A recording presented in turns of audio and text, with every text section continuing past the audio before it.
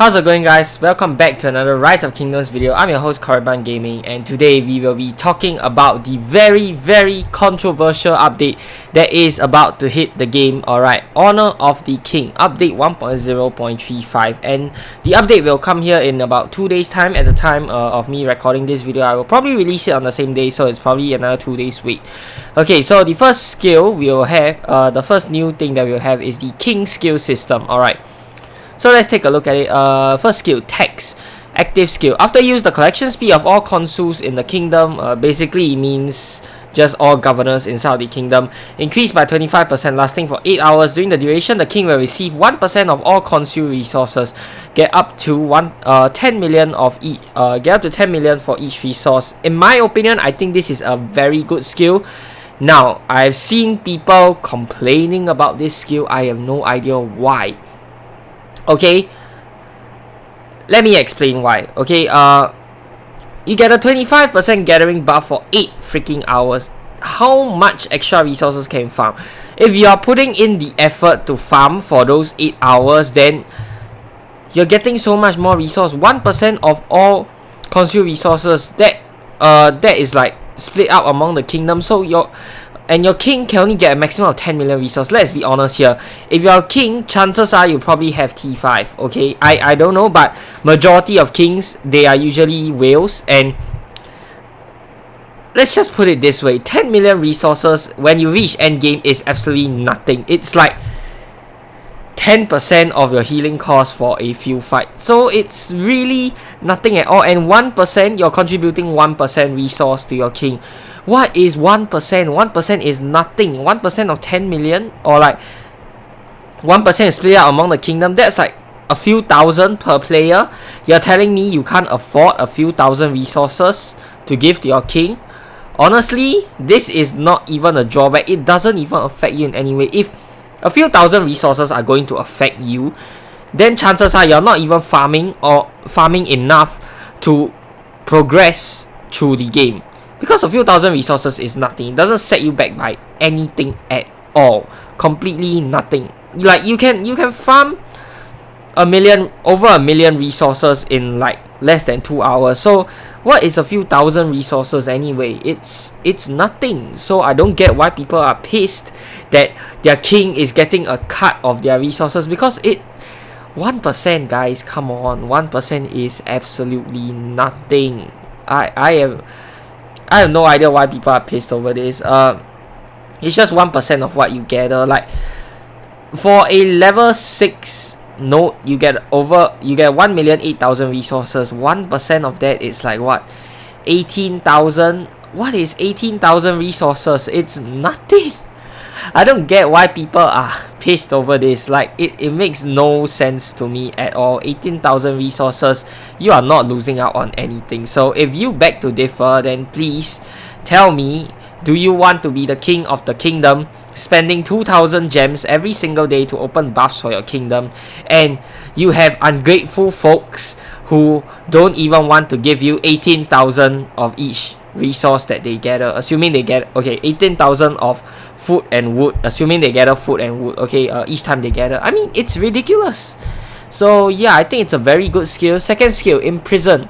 Alright, specify a city that cannot be moved within 30 minutes. Okay, not available to the king of the union or other kingdoms. You can target a governor's city and lock its location for a set period of time. This skill can even be used in special circumstances against city in other kingdoms. So I guess this is used for when, like, if there's a trader in your kingdom, you don't want him to move, you want to go in and zero him, then yeah, this will be the skill to use. And another thing, of course, they can still use a peace shield, but if you catch that person with their pants down with war frenzy on, then it's essentially 15 minutes of them not being able to do anything at all. So I think this is a pretty good skill. Okay, of course, I can see why many people will be pissed, because this also opens up many vulnerabilities, and within 15 minutes, if you're not a whale player, you can actually lose quite a lot. So yeah, it's a pro and it's a con also, but I think the onus is really on yourself not to get caught with your pants down with war frenzy and all that kind of shenanigans when you're on the front line. And 15 minutes honestly shouldn't really affect you that much. Like if your hospital is completely empty, 15 minutes, they set a rally and all that, when the rally hits, all that blah blah blah, it probably shouldn't affect you. So yeah.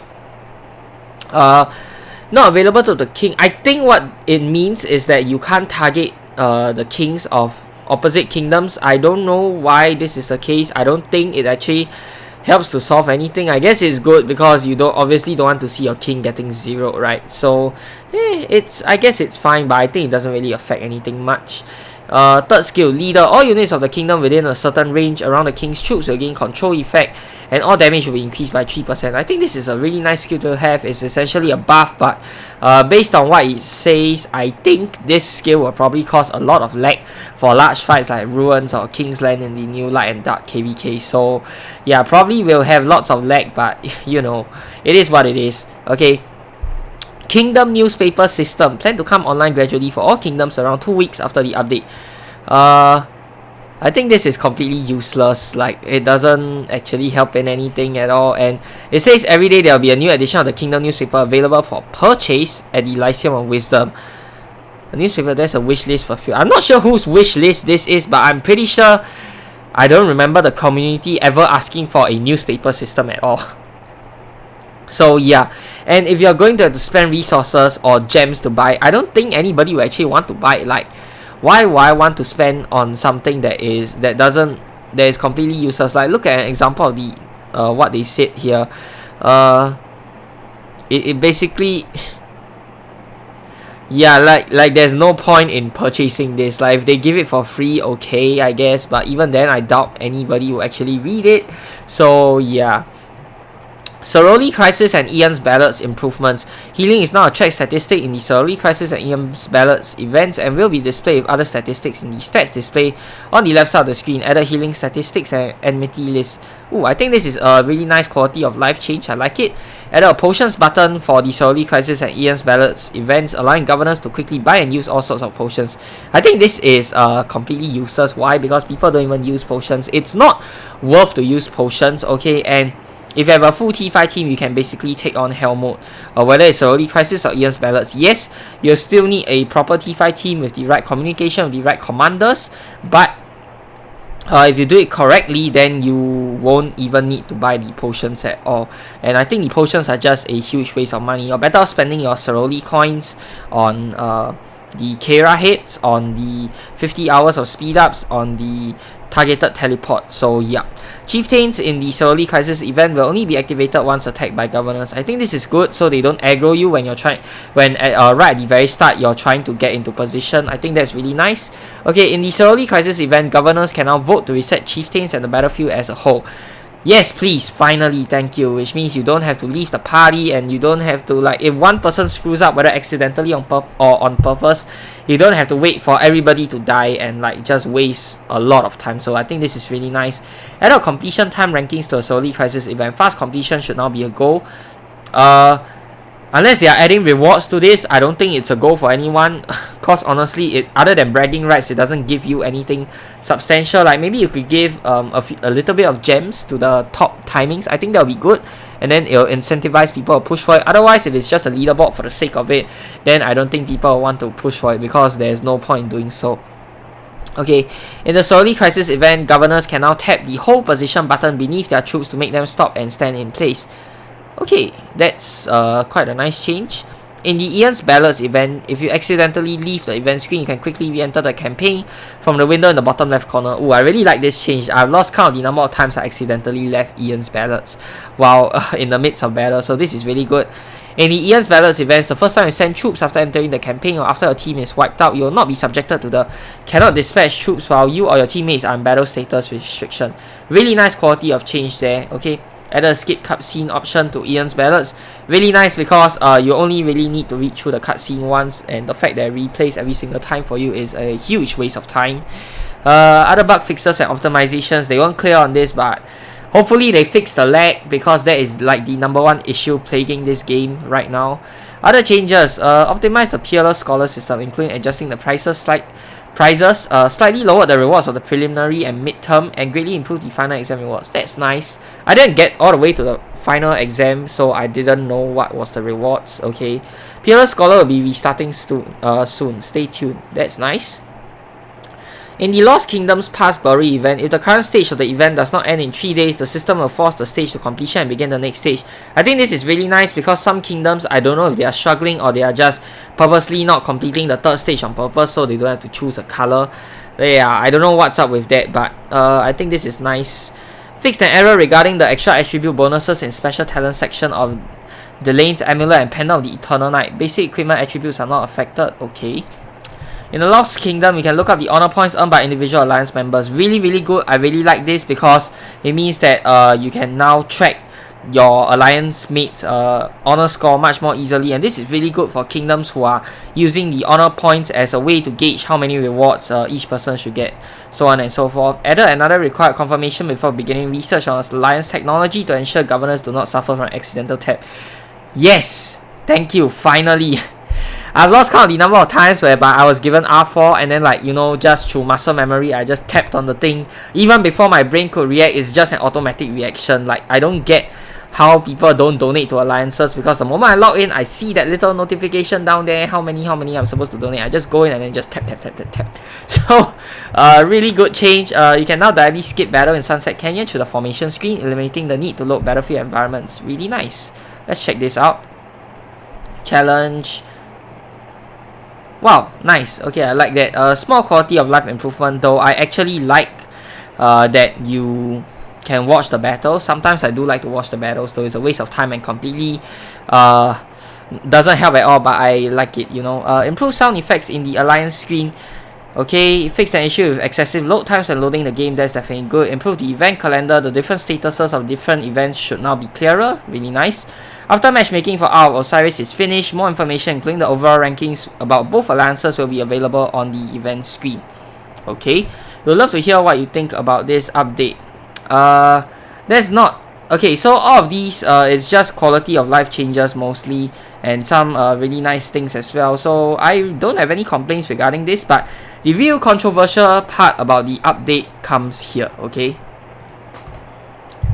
Right guys, so the controversial part about the update, and that will be the Alliance Help System improvement. Oh my gosh, where do I even begin? So we have detected that some governors were abusing a bot to attack other players, as the bot helped them heal their wounded units more frequently and quickly than normal by taking advantage of the current Alliance Help system. To discourage botting, we are rebalancing the system as follows. Governors can now be helped by allies in healing troops at most 1,000 times per day, but the times of being helped are still unlimited when it comes to building/upgrading buildings and researching technologies. This change will be added to the game on...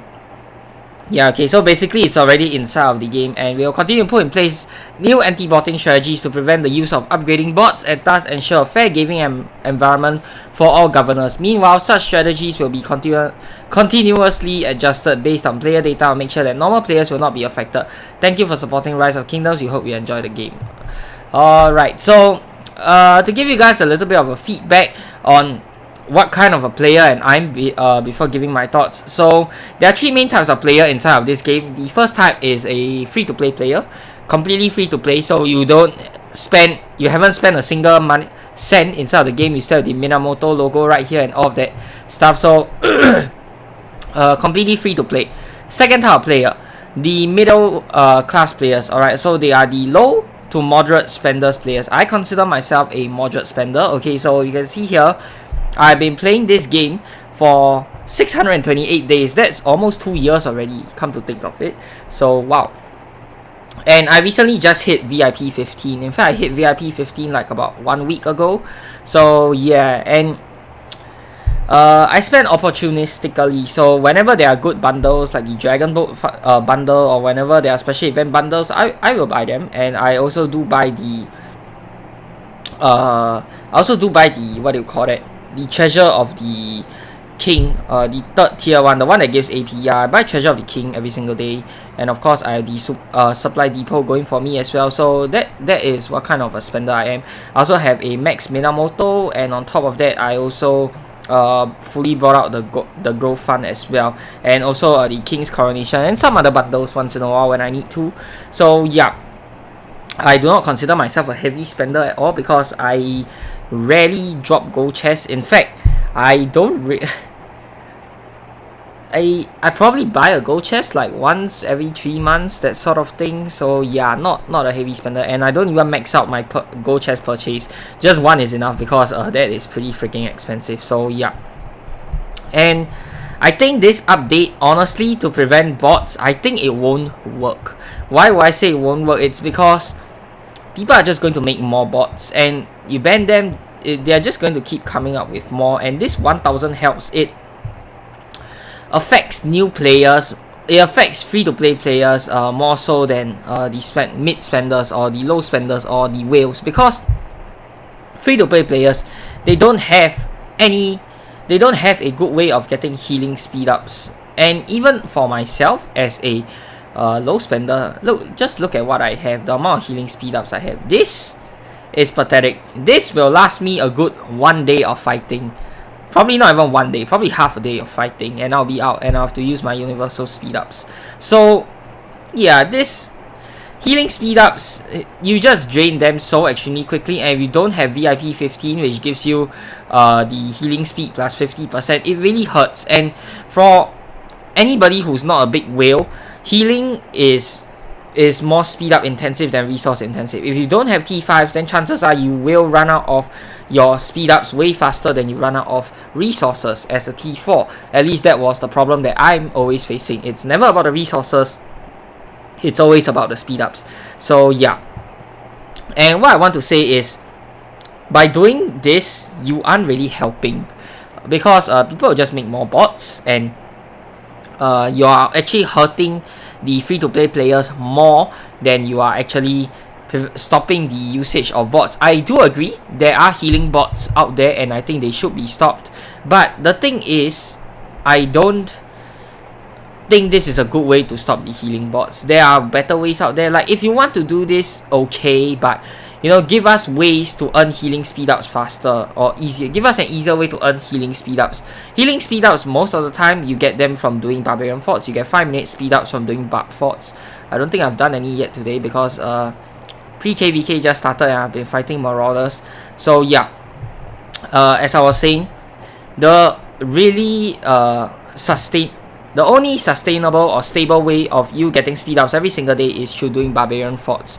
So that is like, and that doesn't even give you a good amount. You get like what, 20 minutes total, 20 minutes to 30 minutes total each barbarian fort, assuming you're doing the level 5 ones. So I feel that healing speed ups, you really do need a lot more healing speed ups inside of the game if you want to implement this thing. I know it is sort of fair because everyone will get affected by whether it's the big spenders or the low spenders, but if you think about it, big spenders, when they buy so many bundles, they get a lot of universal speed ups which they can use for healing. They get a lot of other speed ups as well. Okay, if they buy Call of the Ancients, they'll have a lot of healing speed ups, or they buy a Fate Changer, they have a lot of healing speed ups as well. So that is one thing to think about. And so yeah, it is honestly quite a bad update. Like, if you want to do this, give us more ways of earning healing speed ups. And I know many people are downvoting Rise of Kingdoms. They are like putting 1 star on the App Store, on the Play Store. I think it's a good way to get them to notice you, because customer feedback absolutely does nothing for the game. But you know, yeah, I just hope they'll listen and probably change it. Another way they could tweak it is make it a percentage of what you can heal per day. Like, let's say you can, if you have more troops, then your each help will increase the healing time by more. So make it a set percentage amount. So make it like 10%. So if you have like at the same time, I also want to play the devil's advocate and say that 99% of people who are actually complaining about this do not heal in small batches of 2000 or 2500, simply because 1, that is extremely time consuming to do, and 2, you don't have the time to do that when you're doing a fierce field fight. So I don't know why people are actually complaining about this. Like, I'm pretty darn sure majority of the people who are actually complaining about this don't even use the trick to heal like in small batches. I know I don't, because it is so extremely tedious to do, and it'll take you like what, assuming you have a field hospital in KVK, it'll take you like what, easily 3 to 4 hours, maybe 5 hours to completely clear your hospital using this method. And I don't really think everyone has the time to sit there healing in batches of 2000 or 2500. So yeah, I'm not sure why everybody is suddenly getting so riled up over this thing. Like, if you don't even use the small batch healing trick, like, why are you triggered? I'm sure many people don't. Like, they just keep instant healing, and then you see them back on the field, boom. Because chances are in a fierce field fight, that will not matter at all. If you're going to heal in small batches in a field fight, you are not going to be able to be of much help, because your hospital will just fill up very quickly either way, and there's really no way you can get around that. So the only way to be useful in a field fight is, you know, straight up, boom, instant heal, whether it's through gems or through speed ups. If you're going to do small batches of healing, you can join a field fight like what, once every 3 to 4 hours, and you know, a lot of things can happen in 3 to 4 hours. You might not even have somewhere to fight anymore after 3 to 4 hours. That's why I feel that the complaint is the reaction. I think it's a bit of an overreaction. Now, I don't agree with the update, but that being said, I also don't think there was a need for such a big reaction. So that's my thoughts on it. Okay, I think there are better ways to ban the bottles. Like, if you bother to look, or if you have some common sense, for lack of a better word, it's very obvious to tell which accounts are bots, which accounts are not bots. You can just hire one person to sit there for 8 hours a day, just scouting through the entire kingdom. One person can probably like cover 4 kingdoms in one day of work. Like, just, you know, slowly go and look at every single person inside the kingdom, and then identify which are bots, which are not bots, and then ban the bots, you know, that sort of thing. It's not difficult to do, and you honestly don't really need such a big team to do. There are like what, 900 or 900, I think. Are there? No, not 900. What am I saying? There are like 190 servers inside the game right now. Is it 200 yet? Let's take a look here. Let me zoom out all the way.